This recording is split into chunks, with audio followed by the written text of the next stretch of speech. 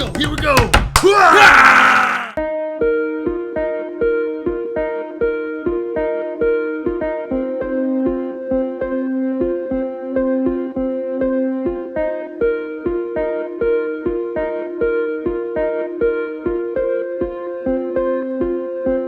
No matter how many times I take the speed train, I'm amazed how quickly I can get from Kaohsiung, wherever I'm trying to go. And I remember when they were building the speed train, so it's cool to have lived here long enough to see the speed train built and then be on the speed train. Because I remember driving my 50cc scooter, wondering what is this giant thing that they're building, and then here I am on it years later.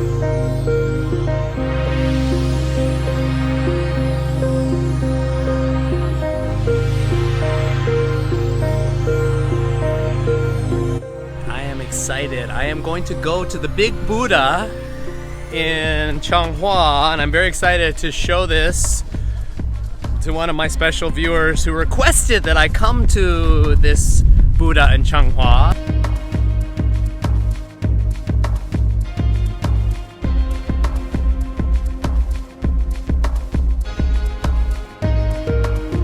Other than the great Buddha in Changhua, I really didn't know anything else about the city. And I thought, who better to show me around the city of Changhua than Logan Beck himself? I'm very happy to get to know him better, and also for him to show me around the city that he loves so much. Logan Beck here. We are in Changhua. It's the ultimate dragon spear challenge here in Changhua. 甲岗 A 彰化人. You have to pick this up.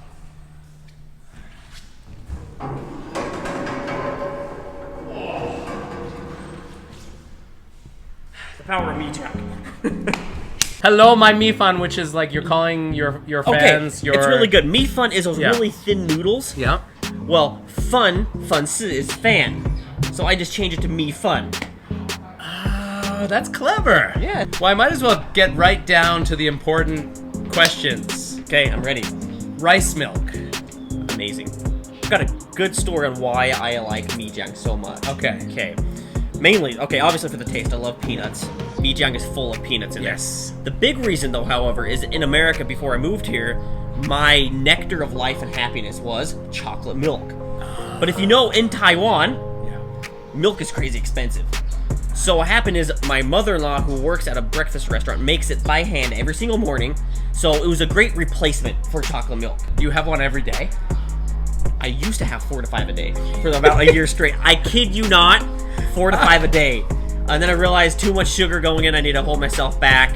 So I normally probably drink it like 2 to 3 times a week. If you don't mind sharing, because I can relate to this topic, we were talking about ADHD or ADD off camera. Were you officially diagnosed as someone this way, or do you just feel like there's lots of people in my family that have it, that were actually diagnosed, or they're just off the wall. Okay. So I don't like to say it because I don't want to compare to them. Yeah. But compared to a normal person, of course I do. Like, I can't read a book because I read a few lines and I forget what I read because I'm already off in a new zone. What has been your method to channel it? Or exercise is a big one that calms me down, lets me feel like the rest of the day I can just kind of go by a bit more smooth. Yeah. I think what's important is just doing one thing at a time. Yeah. I grew up until I was like 22, maybe like 20. Hardcore stutter. I could barely say a full sentence. Is that related to the ADD, having a stutter? Yes and no. Interesting. Part of it was because I'd be talking, like I'm doing actually right now, but I've learned to control it. I'm talking this sentence. I already know 4 to 5 sentences down the line what I want to say. So my brain's got everything structured out, but I can't speak fast enough for it. I don't look at it as a learning disability. I look at it as a superpower. Oh, for sure. But then there are fallbacks. So I'll use math. Almost got a degree in stats. Wow. Okay. And I could do all the big equations, but I'd always get them wrong. I already knew the answer at the end, so I'd accidentally write stuff down wrong.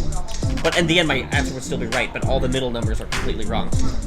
Because I'm a little dyslexic as well, so I just write things down wrong, but I could get the answers. You've had a few different things going on growing up. I'm one big wreck. I'm a huge wreck. You need to say 新年快乐，新年快乐，新年快乐，新年快乐。好，漂亮，漂亮，好，漂亮，漂亮。Love old people in Taiwan. Love them. They're my favorite. they're so happy when we say hi. My favorite thing is just going like the normal neighborhoods, and the old people will just be sitting outside chilling, and they'll just talk to you. Yeah. Oh, amazing.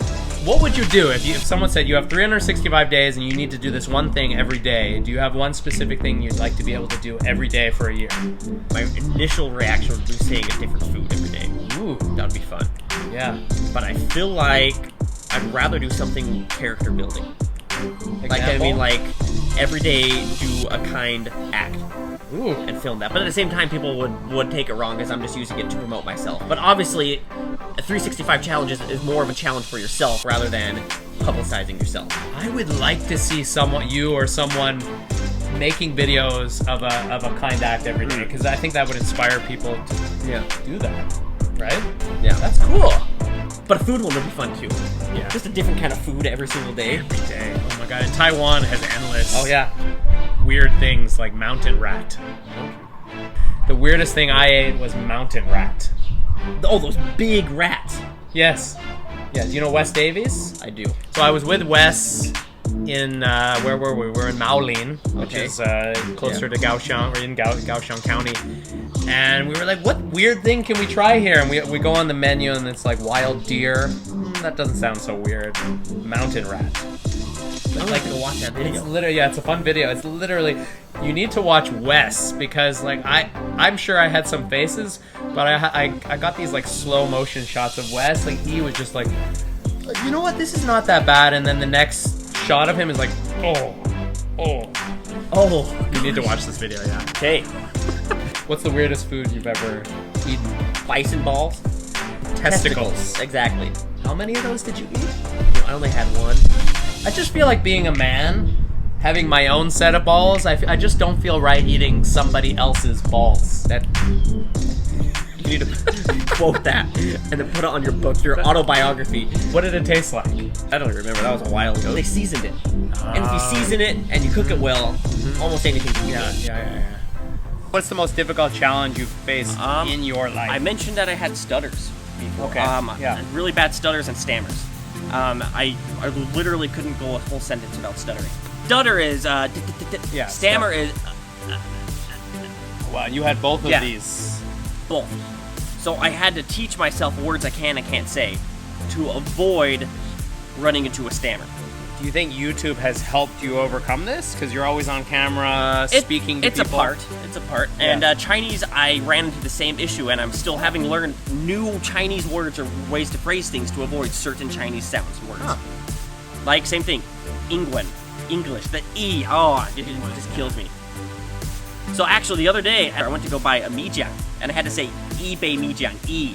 And I sat there for a minute, and the lady's just looking at me, and I was like, and I said, mijiang. Just mijiang. Just because I just couldn't say it. I like that you found a way, Yeah. like you have a coping mechanism. Yep. Because I've watched this guy a gazillion times online. I would not know that you had any of these Sometimes I'll dispositions. Sometimes I'll do a few takes even. I think you're awesome. Not as cool as you, Cole. Well, you know, it's not easy. Being you, man. You know, like I said, the ADD. Yeah. I was in special education. Okay. Instead of regular class. Okay. And I had a lot of kids mocking me and making fun of me growing up. And I guess I want to say to the viewer, I'm sure there are people watching that may have stammers, stutters, learning differently. It means your brain processes things in a different way, and you just have to learn to work within your brain. Exactly. So what brought you to Taiwan? My wife. Feel comfortable telling me where did you meet your wife? We met online. Okay, I know so many people though who have happy marriages who met online. I think people have a weird outlook on marriage. I think so. People think it has to have a perfect match and whatnot. That's not how it is. No such thing. You have to just try. Yeah. And there's no such thing as a real marriage if there's no hardship. So you just try. So even if you're not compatible, you can still be happy. You just have to try. So for me, people say like, how do you know if she's not like this? Is like, I don't really care. As long as I love her for who she is, doesn't really matter. So further that there is no perfect marriage. Yeah. You have to work at all relationships to make them work. Yep. There's no perfect marriage, no perfect time to get married, no perfect anything. You just have to do it. Just do it. See, Nike. Ah, damn you, Nike. You were a Mormon when you came to Taiwan. Yes.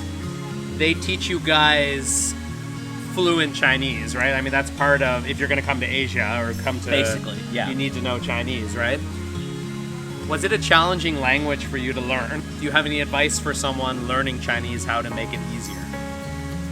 At the beginning, it was very challenging, especially on the aspect of my stuttering and stammers, because there are just certain ones, like sometimes when I say "wall," like me, that was hard at first to get that sound out.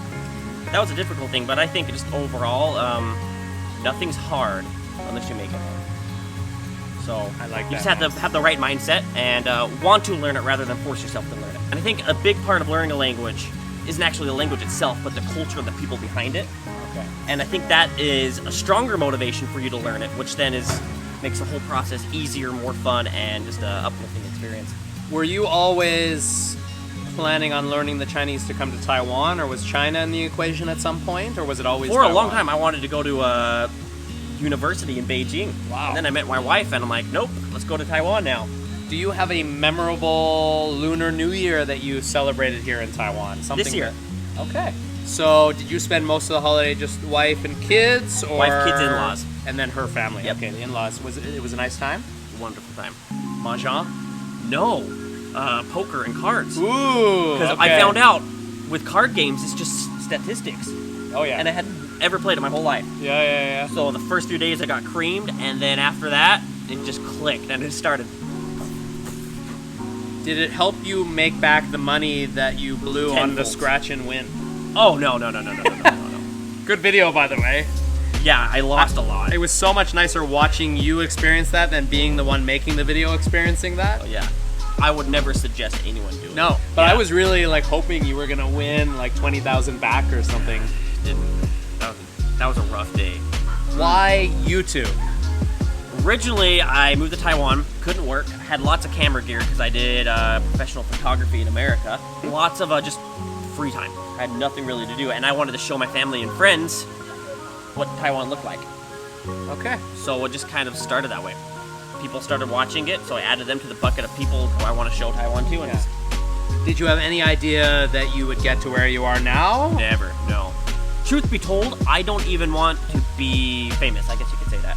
We had a talk in the car about how there's lots of bad things, and I know so many YouTubers that want to be YouTubers to be Mr. Pop Star. Right. That is the last thing I want. Obviously, I get excited when I get views on my videos. I mean, I want people to see the culture, to be by it. But I mean, there's nothing wrong with those people. I'm going to defend those people. Yeah. Wanting to be famous is one thing that some people Exactly. desire. Just like some people want a nice car, some people want a big house, some people want to be famous. But be careful what you wish for, because with great power comes great responsibility, quoting Spider-Man. I got you on that one. Yeah, I like that about you. You seem humbled about it. Yeah. I get excited, and I want my videos, I want the content to have a lot of people watching it. But for myself, Yeah. I don't really care. Do you have a favorite video of all time? All my cultural ones, one of my very favorite videos is probably one of my least viewed videos. Isn't that so annoying? Because I spent so much time. It's beautiful. It's a beautiful video. It's something they could put on National Geographic. But sadly, people don't want those. They want to watch my brother eating spicy noodles. Your brother was pretty hilarious, though. I shout out to your brother. Hey, brother. I hope you come back to Taiwan. I'd like to meet you, and I'd like to have some challenge with you, because you're a funny dude. Stay tuned for part 2, where Logan takes me on a Changhua food tour. And I'll see you next time.